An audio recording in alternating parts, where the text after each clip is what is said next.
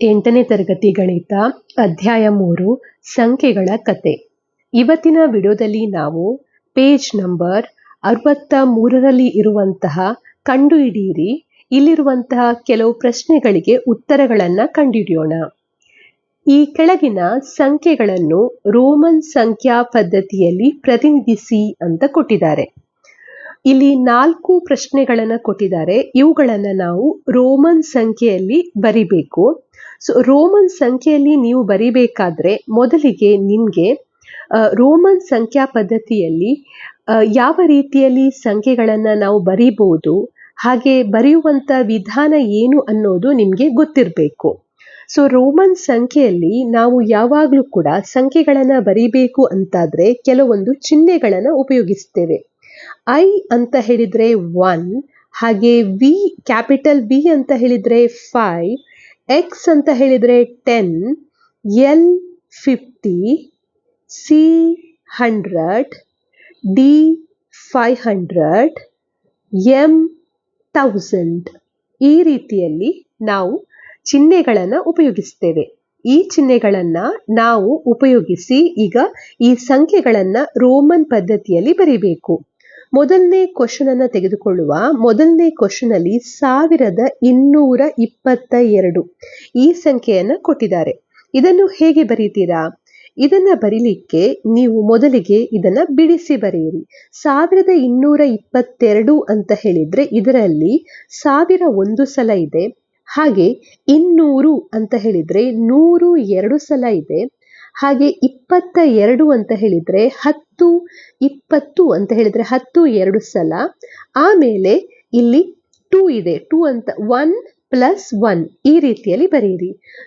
ಇಲ್ಲಿ ನೀವು ಕಾಣಬಹುದು ಇದು 1000, ಹಾಗೆ 100 + 100 200, 10 + 10 20, 1 + 1 2. ಇದು ಒಟ್ಟಾಗಿ 1222 ಅಂತ ಆಗ್ತದೆ. ಈಗ ಇದಕ್ಕೆ ಇರುವಂತ ಸಿಂಬಲ್ಗಳನ್ನು ನೀವು ಬರಿತಾ ಹೋದ್ರೆ ಆಯ್ತು. ಸೊ ಇಲ್ಲಿ ಈಗ ಮೊದಲಿಗೆ 1000 ಅಂತ ಹೇಳಿದ್ರೆ ನಾವು ಎಂ ಅನ್ನು ಉಪಯೋಗಿಸಬೇಕು. ಆಮೇಲೆ ನೆಕ್ಸ್ಟ್ 100ಗೆ ಸಿ ಅನ್ನು ಉಪಯೋಗಿಸಬೇಕು. Next 100 C. 10 ಅಂತ ಹೇಳಿದ್ರೆ ಕ್ಯಾಪಿಟಲ್ ಎಕ್ಸ್, ಪುನಃ 10 ಇದೆ ಕ್ಯಾಪಿಟಲ್ ಎಕ್ಸ್, 1 ಇದೆ 1ಗೆ ನಾವು ಐ ಅನ್ನು ಉಪಯೋಗಿಸ್ತೇವೆ. ಇಲ್ಲಿ 1 2 ಸಲ ಇದೆ, ಹಾಗಾಗಿ 2 ಸಲ ನೀವು ಐ ಅನ್ನು ಉಪಯೋಗಿಸಬೇಕು. ಸೊ ನಮ್ಗೆ ಇಲ್ಲಿ ಸಿಗ್ತಾ ಇದೆ M C C X X I I. ಇದು 1ನೇ ಪ್ರಶ್ನೆಯ ಉತ್ತರ. ನಂತರ 2ನೇ ಪ್ರಶ್ನೆಯನ್ನ ಈಗ ಸಾಲ್ವ್ ಮಾಡುವ. 2ನೇ ಪ್ರಶ್ನೆಯಲ್ಲಿ ನಮ್ಗೆ ಇಲ್ಲಿ ಕೊಟ್ಟಿದ್ದಾರೆ ಸಂಖ್ಯೆ 2999 ಅಂತ ಕೊಟ್ಟಿದ್ದಾರೆ. ಇದರ ರೋಮನ್ ಸಂಖ್ಯೆಯಲ್ಲಿ ಇದನ್ನು ನಾವು ಈಗ ಬರಿಬೇಕು, ಕನ್ವರ್ಟ್ ಮಾಡಿ. ಸೊ ಇಲ್ಲಿ 2999 ಅಂತ ಹೇಳಿದ್ರೆ 1000 ಇಲ್ಲಿ ಎಷ್ಟು ಇದೆ? 2000 ಇದೆ. ಅಂದ್ರೆ 1000ವನ್ನ ನೀವು 2 ಸಲ ಬರಿಬೇಕು. ಸೊ 1000 ಅಂತ ಹೇಳಿ 2 ಸಲ ಬರೀತಾ ಇದ್ದೇನೆ. ಆಮೇಲೆ 999 ಇದೆ. ಸೊ ಹಾಗಾಗಿ 900 ಅಂತ ಬರೀತಾ ಇದ್ದೇನೆ. ನಂತರ 99 ಇದೆ. ಸೊ 90 ಮತ್ತೆ 9 ಹೀಗೆ ಬರೀತಾ ಇದ್ದೇನೆ.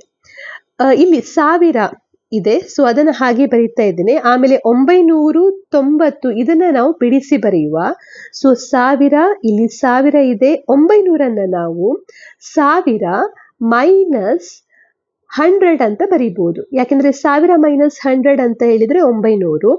ಹಾಗೆ 90 ನಾವು 100 ಮೈನಸ್ 10 ಅಂತ ಬರೀಬಹುದು. ಆಮೇಲೆ ಇಲ್ಲಿ 9 ಇದೆ. ಸೊ 1000 ಅಂತ ಹೇಳಿದ್ರೆ ಇದಕ್ಕೆ ನಾವು ಯಾವ ಸಿಂಬಲ್ ಉಪಯೋಗಿಸ್ತೇವೆ? Capital M. 1000 ಅಂತ ಇದೆ, ಇಲ್ಲಿ ಕ್ಯಾಪಿಟಲ್ ಎಂ. 1000 ಮೈನಸ್ 100 ಅಂತ ಇದೆ ಇಲ್ಲಿ. ಸೊ 1000 ಅಂತ ಹೇಳಿದ್ರೆ ಎಂ, ಹಾಗೆ -100 ಅಂತ ಹೇಳುವಾಗ ನೀವಿಲ್ಲಿ ಸಿ ಅನ್ನ ಎಡಬದಿಯಲ್ಲಿ ಹಾಕಬೇಕು. ಯಾವಾಗಲೂ ಕೂಡ ಪ್ಲಸ್ ಮಾಡುವಾಗ ನಾವು ಬಲಬದಿಯಲ್ಲಿ ಹಾಕಬೇಕು ಸಣ್ಣ ಸಂಖ್ಯೆಯನ್ನ, ಹಾಗೆ ಮೈನಸ್ ಮಾಡುವಾಗ ಸಣ್ಣ ಸಂಖ್ಯೆಯನ್ನ ಎಡಬದಿಯಲ್ಲಿ ಹಾಕಬೇಕು. ಇಲ್ಲಿ ಈಗ 900 ಅಂತ ಇದೆ, ಅಂದ್ರೆ 1000 ಮೈನಸ್ 100. ಸೊ 1000 ಅಂತ ಹೇಳಿದ್ರೆ ಕ್ಯಾಪಿಟಲ್ ಎಂ, ಅದರಿಂದ 100 ಕಳೀತಾ ಇದ್ದೇವೆ, ಹಾಗಾಗಿ ಎಡಬದಿಯಲ್ಲಿ ಈ ಸಿ ಅನ್ನ ಹಾಕಬೇಕು. ಸೊ ಇದು ನಮಗೆ 1000 ಮೈನಸ್ 100 ಸಿ ಎಂ ಅನ್ನ ಕೊಡ್ತದೆ. ಆಮೇಲೆ 100 ಮೈನಸ್ 10 ಅಂತ ಇದೆ. 100 ಮೈನಸ್ 10. 100 ಅಂತ ಹೇಳಿದ್ರೆ ಸಿ, ಹಾಗೆ ಮೈನಸ್ 10 ಸಣ್ಣ ಸಂಖ್ಯೆನ ಎಡಬದಿಯಲ್ಲಿ ಹಾಕಬೇಕು. 10 ಅಂತ ಹೇಳಿದ್ರೆ X. So C X C ಅಂತ ನಾವಿಲ್ಲಿ ಬರೀಬಹುದು ಇದನ್ನ. ಸೊ ಇಲ್ಲಿ ನಮ್ಗೆ 100 ಮೈನಸ್ 10 ಅಂತ ಹೇಳಿದ್ರೆ ಎಕ್ಸ್ ಸಿ ಅಂತ ಸಿಗ್ತದೆ. ಆಮೇಲೆ 9 ಇದೆ. ಸೊ 9 ಅನ್ನ ನಾವು ಎಕ್ಸ್ ಅಂತ ಹೇಳಿದ್ರೆ 10, ಅದರಿಂದ ಒಂದನ್ನು ಕಳಿಬೇಕು. ಸೊ ಎಕ್ಸ್ ಐ ಎಕ್ಸ್ ಅಂತ ಬರೀಬಹುದು. ಸೊ ನೀವು ಕಳೆಯುವಂತ ಬೆಲೆಗಳನ್ನ ಎಡಬದಿಯಲ್ಲಿ ಹಾಕಬೇಕು, ಹಾಗೆ ಕೂಡಿಸುವಂತ ಚಿಹ್ನೆಗಳನ್ನ ಬೆಲೆಗಳನ್ನ ನೀವು ಬಲಬದಿಯಲ್ಲಿ ಹಾಕಬೇಕು.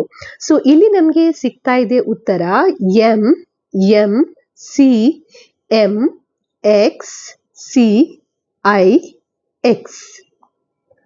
ನಂತರ ಮೂರನೇ ಕ್ವಶನ್ ಅನ್ನ ಸಾಲ್ವ್ ಮಾಡುವ. ಮೂರನೇ ಕ್ವಶನ್ ಅಲ್ಲಿ ಇಲ್ಲಿ ಕೊಟ್ಟಿದ್ದಾರೆ 302 ಅಂತ ಕೊಟ್ಟಿದ್ದಾರೆ. 302 ಇದನ್ನ ಹೇಗೆ ಬರೀತೀರಾ? 302 ಅಂತ ಹೇಳಿದ್ರೆ 100 3 ಸಲ ಇದೆ. ಸೊ 100 ಪ್ಲಸ್ 100 ಪ್ಲಸ್ 100 ಹಾಗೆ 2 ಇದೆ. ಸೊ 1 ಪ್ಲಸ್ 1 ಅಂತ ಬರೀಬಹುದು. ಸೊ 100 ಅಂತ ಹೇಳಿದ್ರೆ ಇದರ ಚಿಹ್ನೆ ಸಿ, 100 ಇದೆ ಸಿ ಪ್ಲಸ್ ಸಿ ಪ್ಲಸ್ 1 ಅಂತ ಹೇಳಿದ್ರೆ ಕ್ಯಾಪಿಟಲ್ ಐ, ಹಾಗೆ 1 ಕ್ಯಾಪಿಟಲ್ ಐ. ಸೊ ಇಲ್ಲಿ ನಮಗೆ ಸಿಗ್ತಾ ಇದೆ C C C I capital I capital I.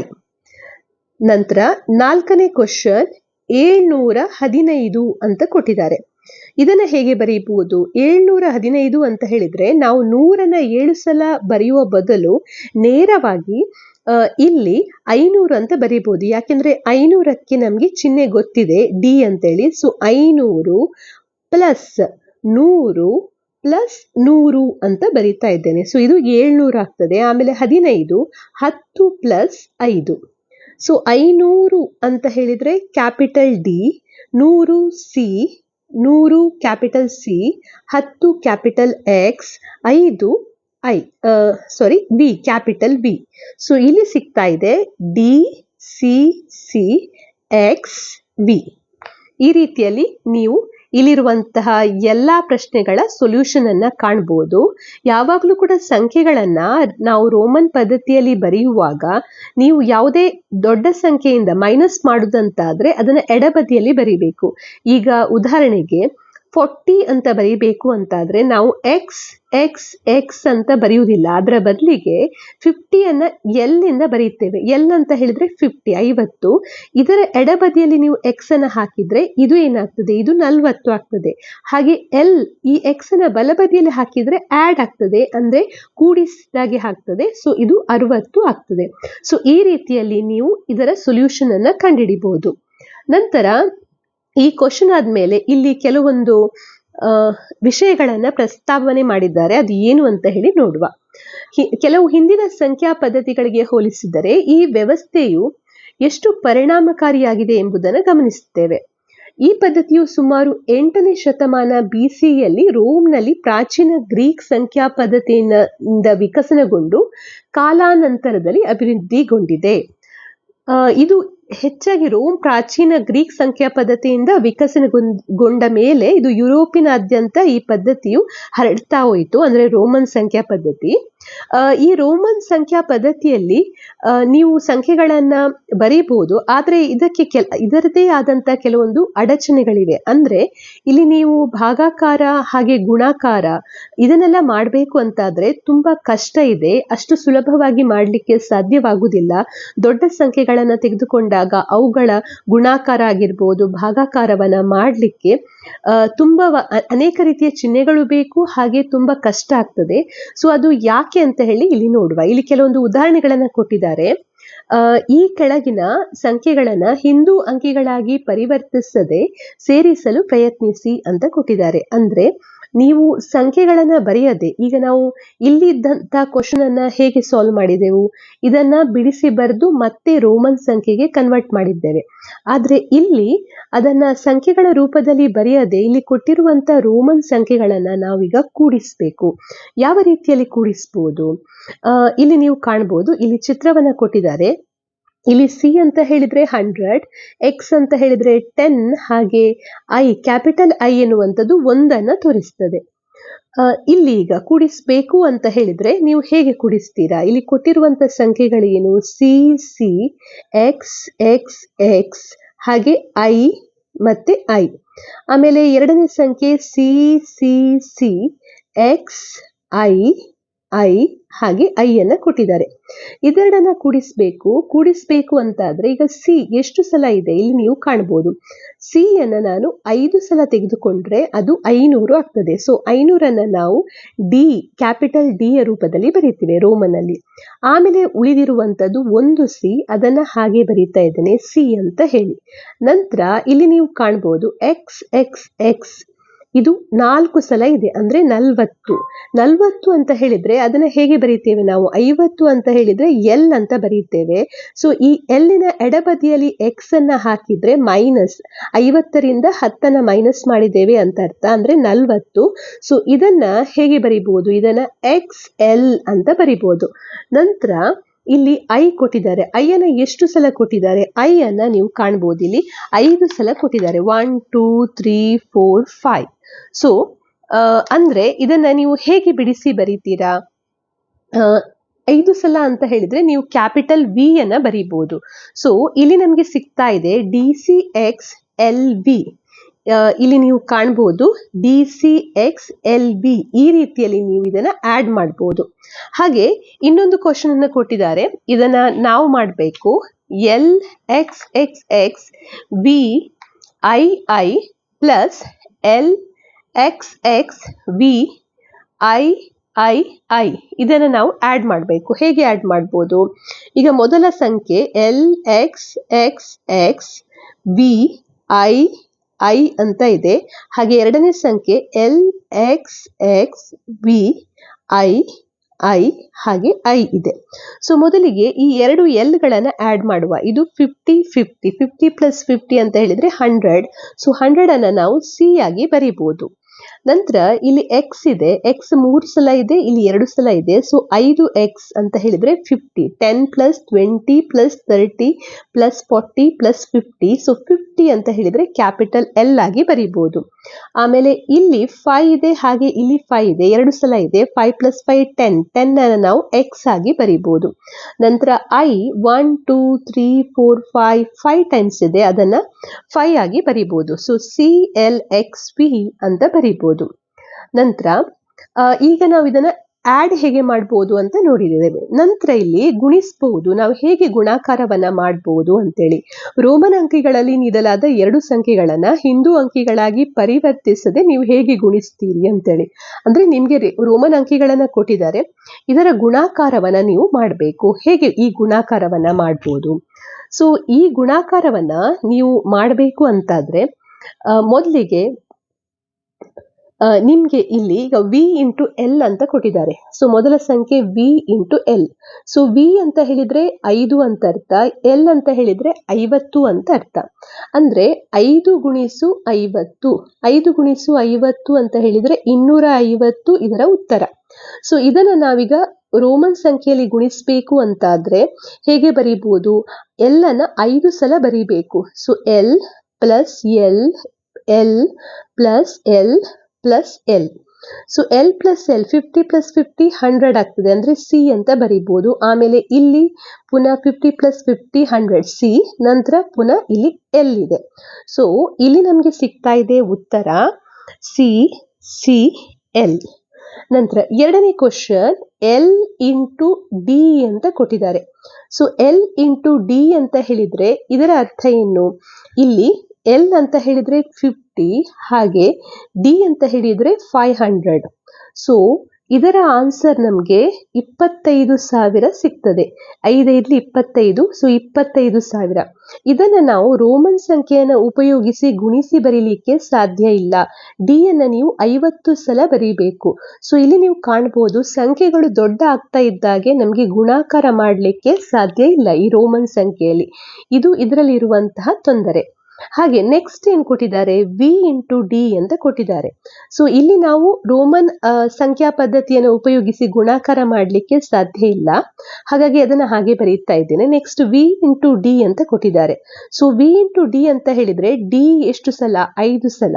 So ನಾವು ಹೇಗೆ ಬರೀಬಹುದು, D plus D plus D plus D plus D. D ಅಂತ ಹೇಳಿದ್ರೆ ಏನರ್ಥ, 500.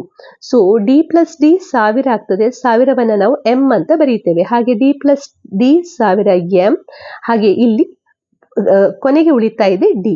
ಸೊ ಇಲ್ಲಿ ಸಿಗ್ತಾ ಇದೆ ಎಂ ಎಂ ಡಿ. ಇದು ಇದರ ಉತ್ತರ. So M M D. So V V ಅಂತ ಹೇಳಿದ್ರೆ 5 ಗುಣಿಸು 500. 5 ಗುಣಿಸು 500. ಸೊ ಇದರ ಬೆಲೆ ನಮಗೆ 2500 ಅಂತ ಸಿಗ್ತದೆ. ಇದನ್ನು ನಾವು ರೋಮನ್ ಸಂಖ್ಯೆಯಲ್ಲಿ ಮಾಡಬಹುದು. ಆದರೆ ದೊಡ್ಡ ಸಂಖ್ಯೆಗಳ ಗುಣಲಬ್ಧ ಸಿಕ್ಕಾಗ ನಮಗೆ ಅದನ್ನ ರೋಮನ್ ಸಂಖ್ಯೆಯಲ್ಲಿ ಮಾಡಲಿಕ್ಕೆ ಸಾಧ್ಯ ಆಗುದಿಲ್ಲ. ಹಾಗೆ ಇಲ್ಲಿ ನಂತರ ಕೊಟ್ಟಿರುವಂತಹ ಸಂಖ್ಯೆ ಯಾವುದು, ನಂತರ ಇಲ್ಲಿ 7 ಹಾಗೆ 9 ಅನ್ನ ಕೊಟ್ಟಿದ್ದಾರೆ. ಸೊ 7 ಇಂಟು 9 ಅಂದ್ರೆ ಇದು ನಮಗೆ 63 ಎನ್ನುವಂತ ಉತ್ತರವನ್ನ ಕೊಡ್ತದೆ. ಸೊ ಇದನ್ನ ನಾವು ಗುಣಿಸಿ ಬರೀಬೇಕು. ಇದನ್ನ ಕೂಡ ನೀವು ಈಸಿಯಾಗಿ ಮಾಡಬಹುದು. ಅಂದ್ರೆ 7 ಇಂಟು 9 ಅಂತ ಇದೆ. ಸೊ 9 ಅನ್ನ ನೀವು 7 ಸಲ ಅಥವಾ 7 ಅನ್ನ 9 ಟೈಮ್ಸ್ ಬರಿಬೇಕು. ಸೊ 7 ಹಾಗೆ ಇದನ್ನ 9 ಟೈಮ್ಸ್ ಬರಿಬೇಕು. ಸೊ ಈ ರೀತಿ ಬರೆದಾಗ ಇಲ್ಲಿ ಏನು ಉತ್ತರ ಬರ್ತದೆ ಅಂತ ನಾವು ನೋಡುವ. ಸೊ ಪ್ಲಸ್ ನಂತರ ಇಲ್ಲಿ ಪುನಃ 7 1 2 3 4 5 6 7 8 ಹಾಗೆ 9 ಟೈಮ್ಸ್. ಸೊ ಇಲ್ಲಿ ನೀವು ಕಾಣ್ಬೋದು 9 ಟೈಮ್ಸ್ ಇದನ್ನ ಬರ್ತಿದ್ದೇನೆ. ನಂತರ ಇದನ್ನ ಆಡ್ ಮಾಡ್ತಾ ಹೋಗ್ಬೇಕು. ಸೊ ಇಲ್ಲಿ ವಿ ಪ್ಲಸ್ ವಿ ಅಂತ ಹೇಳಿದ್ರೆ ಏನಾಗ್ತದೆ, ಎಕ್ಸ್. ಹಾಗೆ ಇಲ್ಲಿ ವಿ ಇದೆ ಪ್ಲಸ್ ಎಕ್ಸ್. ಆಮೇಲೆ ಪುನಃ ಇಲ್ಲಿ ವಿ ಇದೆ ಪ್ಲಸ್ ಎಕ್ಸ್. ನೆಕ್ಸ್ಟ್ ಪುನಃ ಇಲ್ಲಿ ವಿ ಇದೆ ಪ್ಲಸ್ ಎಕ್ಸ್. ಸೊ 1 2 3 4 ಆಮೇಲೆ ಪುನಃ ಇಲ್ಲಿ ನೀವು ಕಾಣ್ಬೋದು 5 ಇದೆ. ಸೊ ಆ 5 ಅನ್ನ ಹಾಗೆ ಬರೀತಾ ಇದ್ದೇನೆ.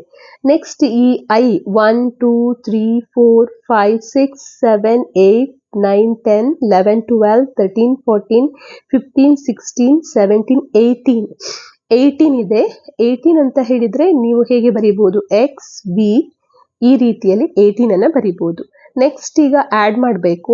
ಸೊ ಆಡ್ ಮಾಡುವಾಗ ಇಲ್ಲಿ ಎಕ್ಸ್ 1 2 3 4 5. ಸೊ 5x ಇದೆ. ಸೊ 5x ಅಂತ ಹೇಳಿದ್ರೆ ನಾವು ಎಲ್ ಅಂತ ಬರೀಬಹುದು. ಅಂದ್ರೆ 5x ಅಂತ ಹೇಳಿದ್ರೆ 50. ಆಮೇಲೆ ಇಲ್ಲಿ ವಿ ಇದೆ 5 ಪ್ಲಸ್ 5 10. ಸೊ ಅದನ್ನ ನಾವು x ಅಂತ ಬರೀಬಹುದು. ನೆಕ್ಸ್ಟ್ ನೀವಿಲ್ಲಿ ಕಾಣಬಹುದು 3 ಗೆರೆಗಳಿದೆ, ಅಂದ್ರೆ 3 ಐ ಇದೆ, ಅದನ್ನ ನಾವು ಐ ಅಂತ ಬರೀಬಹುದು. ಸೊ ಇದು ನಮ್ಗೆ ಏನ್ ಬೆಲೆಯನ್ನ ಕೊಡ್ತದೆ, ಎಲ್ ಎಕ್ಸ್ ಐ ಇದು 63ಗೆ ಸಮವಾಗಿದೆ.